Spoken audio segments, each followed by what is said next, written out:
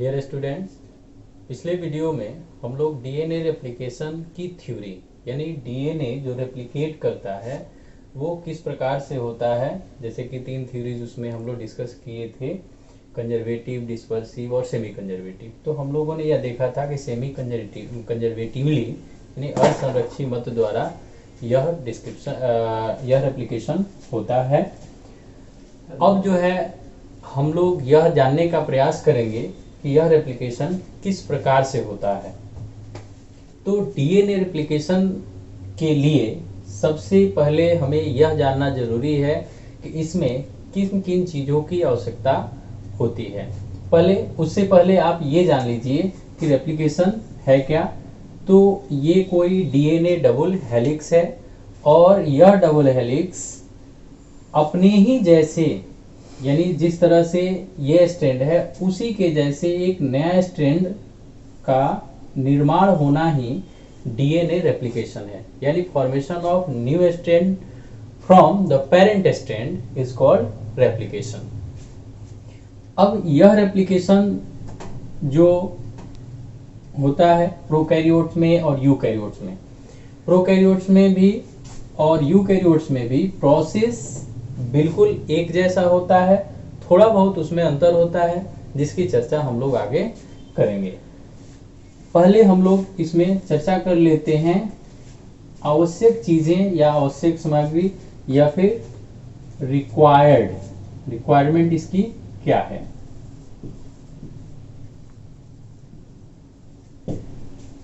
Requirement में है सबसे पहले जो मोस्ट इंपॉर्टेंट थिंग है डीएनए टेम्पलेट, या हिंदी में इसको हम लोग कहते हैं सांचा। डीएनए टेम्पलेट मतलब कि जैसे कोई वस्तु ढालना हो या ईंट बनाते हुए आप देखे होंगे तो वहां जो है एक बक्से जैसा होता है जिसमें मिट्टी डालकर ईंट का शेप उसे दिया जाता है। यहाँ जो है चूंकि हमें एक नया डीएनए स्ट्रैंड बनाना है, इसलिए हमें जो है पहले से एक वैसा ही यानी जिस प्रकार का डीएनए स्ट्रैंड हमें बनाना है उसके जैसा ही एक डीएनए स्ट्रैंड पहले से चाहिए और इसको हम लोग टेम्पलेट या डीएनए सांचा कहते हैं। इसके बाद जो दूसरी रिक्वायरमेंट होती है वो डीएनए डिपेंडेंट आरएनए पॉलीमरेज यानी आरएनए प्राइमर। आरएनए पॉलीमरेज की डीएनए डिपेंडेंट आरएनए पॉलीमरेज या प्राइमेज एंजाइम सिंपली हम कहते हैं, इसकी सहायता से आरएनए प्राइमर का निर्माण होता है। अब यहाँ प्राइमर मतलब क्या? प्राइमर मतलब जैसा कि हम लोग कॉमन वे में जानते हैं कि जैसे कोई पेंट वगैरह करना है किसी वस्तु का, तो सबसे पहले हम लोग जो है कॉमनली ये सुने होंगे कि पहले प्राइमर लगाया जाता है फिर उसके ऊपर से पेंट लगाया जाता है। मतलब something that helps to attach the new things, मतलब कि ऐसा कुछ जो नए न्यूक्लियोटाइड्स के जुड़ने में मदद करता हो, वो होता है आरएनए प्राइमर। इसके बाद जो है इसमें अब जुड़ने के लिए क्या चाहिए, तो कोई भी जैसे पहले वीडियो में हम लोग देखे थे कि अगर ये एक न्यूक्लियोटाइड है तो फिर यहाँ एक न्यूक्लियोटाइड जुड़ेगा, फिर एक यहाँ न्यूक्लियोटाइड जुड़ेगा, तो इस तरह से जुड़ने के लिए न्यूक्लियोटाइड्स। तो यहाँ पर हमें क्या चाहिए, तो डीऑक्सी राइबो न्यूक्लियोटाइड ट्राइफॉस्फेट। अब इसमें जो है 4 तरह के होते हैं राइबो न्यूक्लियोटाइड्स, जैसे एक हो गया आपको एटीपी। अब यहाँ एटीपी के पहले डी लग जाएगा यानी डीऑक्सी एडिनोसिन ट्राइफॉस्फेट, फिर डीजीटीपी डीऑक्सी ग्वानोसिन ट्राइफॉस्फेट, फिर डीसीटीपी यानी डीऑक्सी साइटोसिन ट्राइफॉस्फेट, और चौथा जो होगा वह डीटीटीपी यानी डीऑक्सी थायमीन ट्राइफॉस्फेट। ये 4 जो है डीऑक्सी राइबो न्यूक्लियोटाइड्स चाहिए और इन्हीं के मदद से नए स्ट्रैंड का निर्माण होता है। इसके अलावा इसमें जो है कुछ कोफैक्टर्स आयंस वगैरह भी रहते हैं जो वेरियस कैटालाइटिक प्रोसेस का काम करते हैं, यानी कैटालाइज करने का काम करते हैं।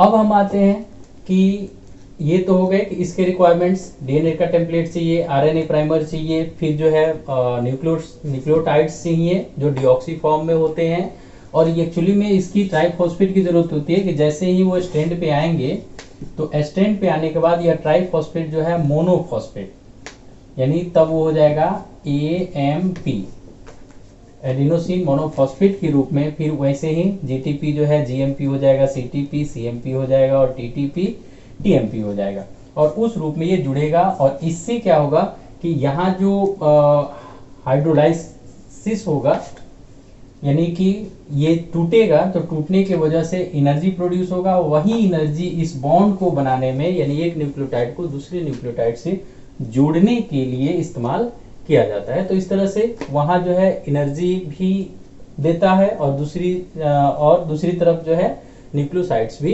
देता है, जिससे कि नए स्ट्रैंड का निर्माण होता है।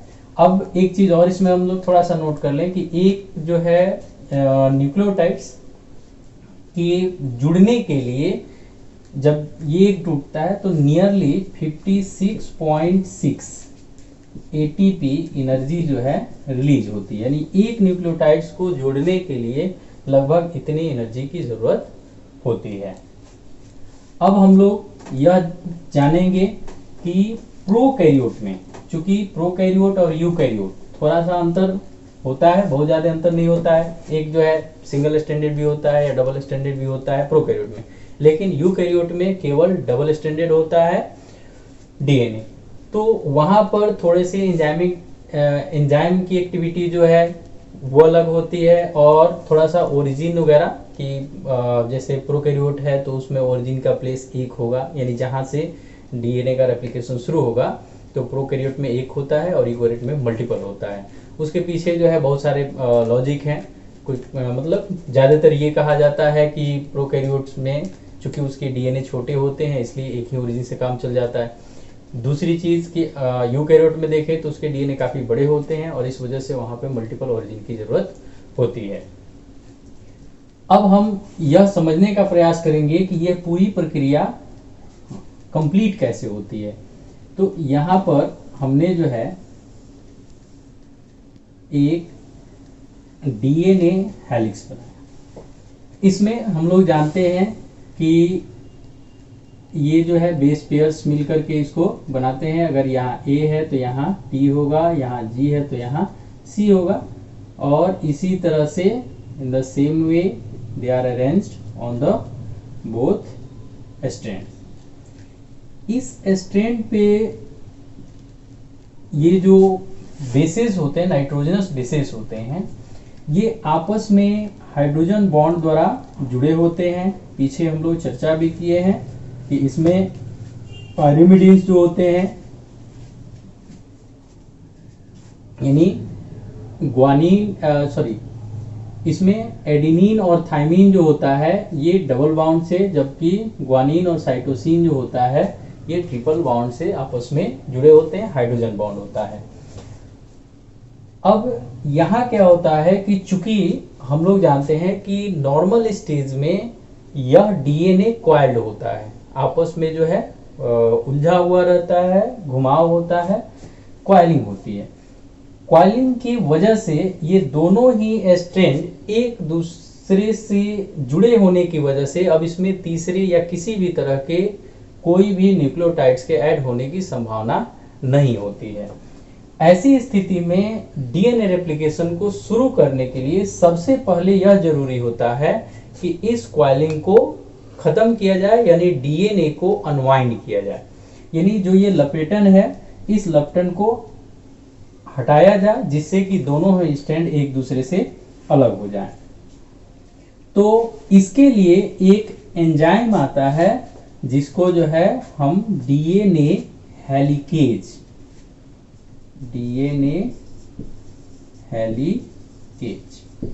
यह हेलिकेज एंजाइम क्या करता है कि डीएनए का जो टर्न है, कॉइलिंग है, इसको अनवाइंड करने का काम करता है। अब जो है अनवाइंड करने की वजह से यहां जो है एक वाई शेप स्ट्रक्चर बन जाता है। यानी ये टूट गया। सिंपली जो है इसको हम लोग, जैसे ये मान लें कि ये स्ट्रैंड है, तो यहाँ एक इस तरह का स्ट्रक्चर बन जाता है और इस स्ट्रक्चर को हम लोग कहते हैं रेप्लिकेशन फॉर्क। रेप्लिकेशन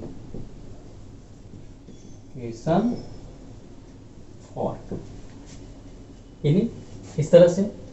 अब चूंकि अनवाइंडिंग की वजह से ये साइड्स जो हैं, स्ट्रैंड जो है ये एलोन हो जाते हैं और तब ये फिर से एक्टिव हो जाते हैं। जैसे पहले से कोई चीज जुड़ा हुआ हो और फिर हम उसको अलग कर दें तो वह फिर से जो है केमिकली एक्टिव हो जाता है, नहीं फिर से वो बॉन्ड बनाने की कोशिश करता है। तो ऐसी स्थिति में वह अनवाइंड जो है, अनकॉइलिंग जो हुई है वो फिर से कॉइलिंग नहीं हो, इसके लिए जरूरी होता है एक और एंजाइम जिसको हम लोग टोपोआइसोमेरेज एंजाइम कहते हैं। यह टोपोआइसोमेरेज जो है फिर से कॉइलिंग को रोक देता है और इसके साथ ही साथ एक और एंजाइम होता है SSBP या SSBS भी कुछ लोग कहते हैं। इसको हम लोग कहते हैं सिंगल स्ट्रैंडेड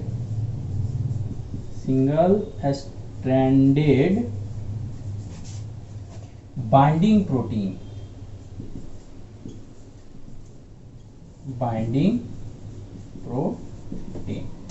बहुत जो है single stranded DNA binding protein भी कहते हैं, तो SSBP। तो ये तीन एंजाइम जो है ये क्या करते हैं कि डीएनए के दोनों ही लड़ियों को, दोनों ही स्ट्रैंड को अलग अलग रखते हैं ताकि वहां रेप्लिकेशन की प्रक्रिया शुरू हो सके। जब यह रेप्लिकेशन फॉर्क बन जाता है तब यहाँ सबसे पहला एक्टिविटी प्राइमेज एंजाइम, एक जो है एंजाइम होता है प्राइमेज। यह प्राइमेज एंजाइम क्या करता है कि ओरिजिन साइट पर, अब ओरिजिन साइट जो है कहाँ होगा, तो ओरिजिन साइट जनरली जो है यूकैरियोट्स में देखें या प्रोकैरियोट्स में देखें तो वहां पर इसको अलग करने के लिए AT-AT या TA-TA, टाटा बॉक्स भी कहते हैं, ये RNA का जो ट्रांसक्रिप्शन है वहां भी आपको पढ़ना है और रेप्लिकेशन है वहां भी पढ़ना है। तो RNA प्राइमेज क्या करता है कि यहाँ पे एक RNA प्राइमर का निर्माण करता है। अब यह RNA प्राइमर क्यों जरूरी है, तो हम जैसे कि पहले यह डिस्कस कर चुके हैं कि जो न्यूक्लियोटाइड होता है उस न्यूक्लियोटाइड में दो चीजें, एक जो है यहाँ फॉस्फेट होता है और दूसरा जो है यहाँ हाइड्रोक्सी समूह, 3' पे हाइड्रोक्सी समूह, 5' पे फॉस्फेट। तो दो सिरे जो हैं ये 3' और ये 5'। तो यहाँ जो है नए न्यूक्लियोटाइड्स जो हैं इसको जुड़ने के लिए 3' समूह चाहिए, यानी एक जो है OH हाइड्रोक्सिल समूह चाहिए, तभी जाकर के उस पर कोई न्यूक्लियोटाइड जो है जुड़ेगा। तो हाइड्रोक्सिल समूह प्रोवाइड करने के लिए यहाँ पर RNA प्राइमर का निर्माण होता है और इस प्राइमर का जो है 3' यानी 3' भी इसको हम कहते हैं, 3' जो है इस तरफ होता है। हाँ, एक चीज इसमें कि जो हम लोग ये नहीं कर पाए कि एक जो है आपको 3' to 5' और ये 5' to 3' या फिर 3' to 5', 5' to 3', जो एंटी पैरेलल व्यवस्था होती है। अब यहाँ भी क्या होगा कि यहाँ चूंकि जो भी स्ट्रैंड बनता है वो हमेशा 3' से यानी 3' से 5' डायरेक्शन में बनेगा, यानी उस वाले स्ट्रैंड पे बनेगा, जबकि जुड़ेगा तो 5' से यानी 5' से 3' डायरेक्शन में।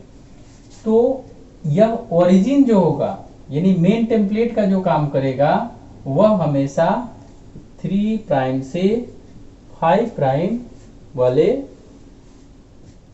जो स्ट्रैंड हैं उसी पर यह जो है कंटिन्यूअसली नया जो है स्ट्रैंड बनेगा, क्योंकि ये चीज हमें ध्यान में रखना है कि जब भी नया स्ट्रैंड बनेगा तो 5' से 5' से 3' डायरेक्शन में बनेगा और वह जो जिस टेम्पलेट पर बनेगा नहीं जिस स्ट्रैंड पे बनेगा उसका डायरेक्शन 3' से 5' की तरफ होगा। तो हमारा ये स्ट्रैंड जो है 3 प्राइम से 5 प्राइम की तरफ है, तो यह स्ट्रैंड निश्चित रूप से हमारा जो होगा वो 5 प्राइम से 3 प्राइम की तरफ होगा। अब यहाँ पे जुड़ जाता है, तो अब इसका चूंकि ये कॉम्प्लीमेंट्री स्ट्रैंड बन रहा है, यानी कि जैसे कि हम लोग उधर जो है semi conservative mode of application में पढ़े कि एक स्ट्रैंड पहले से रहता है और दूसरा स्ट्रैंड उस पर बनता है। तो दूसरा स्ट्रैंड बनाने के लिए, नए न्यूक्लियोटाइड्स को जोड़ने के लिए यहाँ आरएनए प्राइमर जो है, आरएनए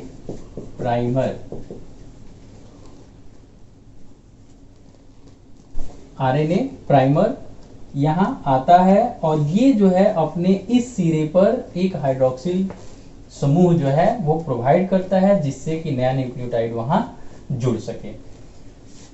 अब इतनी प्रक्रिया होने के बाद धीरे धीरे हेलिकेज और टोपोआइसोमेरेज आपको यहाँ होगा। धीरे धीरे अब मान लीजिए कि अनवाइंड हुआ, अनवाइंड होने के बाद अब जो है ये प्राइमर भी आ गया, तो यहाँ जुड़ने के लिए प्लेस भी प्रोवाइड हो गया। तब यह पहला न्यूक्लियोटाइड जो भी होगा, यानी कि अगर जो है मान लेते हैं यहाँ ए से शुरू हुआ है, जैसे ये जो है ए है, तो इसका कॉम्प्लीमेंट्री बेस पेयर जो होगा वह टी होगा। तो टी जो है यहाँ आकर के जुड़ेगा, ठीक है। अब दूसरा जो है, अगर मान लेते हैं कि यह जी है, तो दूसरा बेस पेयर यहाँ आकर के सी जुड़ेगा, यानी कि ऐसे ये हो गया। तो अब दूसरा जो है यहाँ आएगा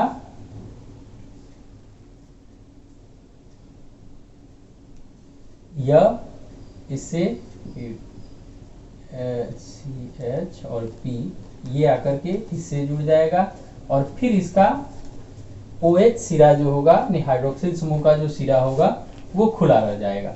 तो फिर ये आगे बढ़ेगा। इस तरह से क्या होगा कि यहाँ जो है, जो ये एक स्ट्रैंड हम बनाए, यह स्ट्रैंड धीरे धीरे बड़ा होता जाएगा, यानी कि यह हेलिकेज जैसे जैसे यह प्रक्रिया होती जाएगी, नए नए न्यूक्लियोटाइड जुड़ते जाएंगे, तब जो है यह हेलिकेज और टोपोआइसोमेरेज भी आगे बढ़ते जाएंगे और आगे वाला जो हिस्सा है उसको अनवाइंड करते जाएंगे, तो टेम्पलेट तैयार होता जाएगा और नया न्यूक्लियोटाइड जुड़ता है। इस तरह से यहाँ जो है इस डायरेक्शन में हमने इसको थोड़ा सा और आगे कर लिया, तो ये 3 प्राइम था और ये 5 प्राइम, तो यहाँ जो बनेगा वो 5 प्राइम और ये 3 प्राइम। अब क्या होता है कि दोनों ही स्ट्रैंड पर, यानी कि ये एक टेम्पलेट और ये एक टेम्पलेट, तो इस पर भी जब बनता है उसी समय एट ए टाइम इस टेम्पलेट पर भी दूसरे नए स्ट्रैंड का निर्माण होता है। लेकिन चूंकि हम जो है पहले ही डिस्कस कर चुके हैं कि नए जो है स्ट्रैंड का निर्माण हमेशा 5' से 3' या 5 प्राइम से 3 प्राइम डायरेक्शन में ही हो सकता है। लेकिन इधर अब बनने के लिए क्या होगा कि जैसे इसका कॉम्प्लीमेंट्री जब यहाँ आएगा, फिर इसका कॉम्प्लीमेंट्री यहाँ आएगा, फिर इसका कॉम्प्लीमेंट्री यहाँ आएगा, तो यहाँ जो बन रहा है उसके लिए जो डायरेक्शन होगा वो 3 प्राइम से 5 प्राइम। अब ऐसी स्थिति में होगा क्या कि जो डीएनए पॉलीमरेज थर्ड होता है ये एक ही स्ट्रैंड पे काम करेगा और जिस स्ट्रैंड पे होगा उस स्ट्रैंड पे कंटिन्यूअसली जो है नए स्ट्रैंड का निर्माण होगा। तो एक स्ट्रैंड ये वाला जो है इसको हम लीडिंग स्ट्रैंड, यानी जिस पर कंटिन्यूअस होता है रेप्लिकेशन, उसको लीडिंग स्ट्रैंड कहते हैं। और दूसरा जिस पे डिसकंटिन्यूअस, जैसे कि हम देखें कि इस डायरेक्शन में जुड़ेगा ही नहीं, क्योंकि जुड़ने के लिए जो है हाइड्रोक्सिल समूह चाहिए और हाइड्रोक्सिल समूह इसका विपरीत दिशा में होता है, इसलिए आपस में नहीं जुड़ पाता है और इसको हम लोग लैगिंग स्ट्रैंड करते हैं। तो एक स्ट्रैंड पे यह जो है कंटिन्यूअसली और दूसरे स्ट्रैंड पे डिसकंटिन्यूअसली होता है। तो हम अब यहाँ आ जाते हैं कि एक पर जो है धीरे धीरे ये बनते हुए, अब ऐसे ही ये बनते हुए यहाँ तक चला जाएगा, यानी स्टार्ट से लेके एंड तक, और दूसरे पर भी ऐसे ही यह बनता चला जाएगा। तो डिसकंटिन्यूअस बना, अब यहाँ क्या होता है कि इसको भी जोड़ने की आवश्यकता है, डिसकंटिन्यूअस तो रहेगा नहीं, तो यहाँ पर एक एंजाइम होता है जो इन सबको जोड़ने का काम करता है। पहले तो हम लोग ये जान लेंगे कि ये जो टुकड़े टुकड़े में स्ट्रैंड बनता है, इस फ्रैगमेंट्स को हम लोग ओकाजाकी फ्रैगमेंट्स कहते हैं। इन ओकाजाकी फ्रैगमेंट्स को जोड़ने के लिए ये जो एंजाइम काम करते हैं, ये जो है लाइगेज एंजाइम होते हैं, जो इन फ्रैगमेंट्स को आपस में जोड़ते हुए, ये प्रक्रिया जो है साथ साथ होती है, यानी इधर भी बनेगा, इधर जो है फ्रैगमेंट्स में बनेगा, और उन फ्रैगमेंट्स को लाइगेज एंजाइम जोड़ते हुए साथ में चलेगा।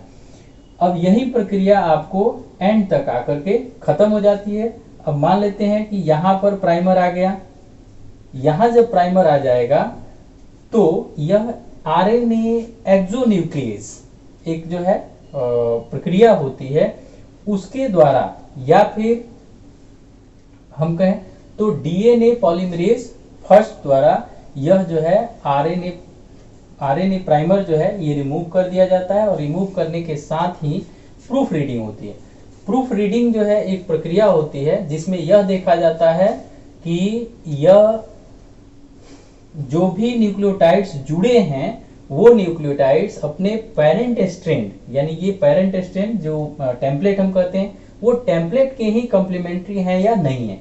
अगर ऐसा नहीं है तो फिर उसको प्रूफ रीडिंग के बाद रिपेयरिंग होती है, जो डीएनए पॉलीमरेज सेकेंड द्वारा संचालित होती है, और इसकी सहायता से प्रूफ रीडिंग और repairing, proof reading and repairing, यानी ये पता करना कि इस पर जो न्यूक्लियोटाइड्स जुड़े हैं वो पेरेंट स्ट्रैंड के कॉम्प्लीमेंट्री, यानी जैसे कि अगर यहाँ ए है तो यहाँ टी है या नहीं है, यहाँ अगर जी है तो यहाँ सी है या नहीं है। अगर जो है मान लीजिए भूलवश जी के सामने जी ही आ गया या जी के सामने टी आ गया, तो ऐसी स्थिति में ये मिसमैच होता है, और इसी को डीएनए पॉलीमरेज सेकेंड क्या करता है कि रीड करके और इसको रिपेयर करता है। तब यहाँ काट करके और यहाँ सी लाएगा, और यहाँ भी काट करके यहाँ सी लाएगा, और इस तरह से प्रूफ रीडिंग करने के बाद जो है यह पूरी तरीके से फिर से। हाँ, एक चीज और आप ध्यान में रखेंगे कि ये जैसे जैसे अनवाइंडिंग आगे बढ़ता है, उसी तरह से जैसे जैसे ये बनते जाएंगे स्ट्रैंड, पीछे से फिर से उसकी कॉइलिंग शुरू हो जाती है, जिसको हम लोग पिछले वीडियो में इस तरीके से समझे थे कि यहाँ जो है ऐसे ये बनता गया, फिर यहाँ जो है ऐसे ये बनता गया, यानी कॉइलिंग भी हुई और जो है अनवाइंडिंग भी हुआ, और फिर जो है पीछे से ये वाइंड भी होता चला गया, और इस तरह से डीएनए रेप्लिकेशन पूरा होता है। अब हम इसको जो है एक समरी के अंतर्गत इसको समझने का प्रयास करें कि यह इसमें कौन कौन से स्टेप्स इन्वॉल्व हैं। तो सबसे पहला स्टेप जो होता है अनवाइंडिंग ऑफ हेलिक्स, यानी जो ऐंठन है उसको जो है समाप्त किया जाता है और स्ट्रैंड को अलग किया जाता है। दूसरा इसमें जो काम होता है, दूसरा प्रोसेस जो है वह ओरिजिन ऑफ रेप्लिकेशन, प्राइमर का निर्माण, उसके बाद तीसरा यानी आरएनए प्राइमर उससे आगे जुड़ता है, तीसरा जो है ओरिजिन,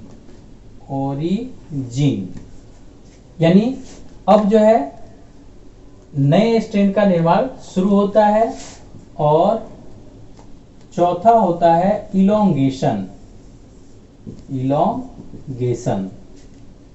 यानी जब यह निर्माण शुरू हुआ तो धीरे धीरे इस जो है नए स्ट्रैंड की लंबाई में वृद्धि होती है, और यह वृद्धि हम लोग जानते हैं कि नए नए न्यूक्लियोटाइड्स के जुड़ने से होता है।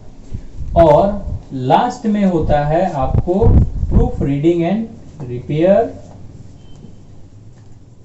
प्रूफ रीडिंग एंड रिपेयर, यानी जांच पड़ताल और उसकी मरम्मत, और अंत में ये होता है टर्मिनेशन। टर्मिनेशन यानी समापन। और टर्मिनेशन के समय क्या होता है कि जो आरएनए प्राइमर इसको शुरू करने के लिए जुड़ा होता है उसको रिमूव कर दिया जाता है। अब इस प्रकार जो है प्रोकैरियोट्स में डीएनए रेप्लिकेशन संपन्न होता है। आगे की वीडियो में हम इसमें जो है जो भी मैंने मोटे तौर पे जिन भी एंजाइम्स वगैरह का नाम लिया उन एंजाइम को अच्छे तरीके से समझने का प्रयास करेंगे। साथ ही साथ उसमें जो है जो डिफरेंसेस हैं, बेसिक डिफरेंसेस हैं कि डीएनए प्रोकैरियोट में डीएनए का रेप्लिकेशन और फिर यूकैरियोट में डीएनए के रेप्लिकेशन में क्या फर्क होता है, क्या अंतर होता है। तो जैसे मैंने पहले ही बताया कि थोड़ा बहुत अंतर होता है, लेकिन अगली वीडियो में हम उसको समझने का प्रयास करते हैं।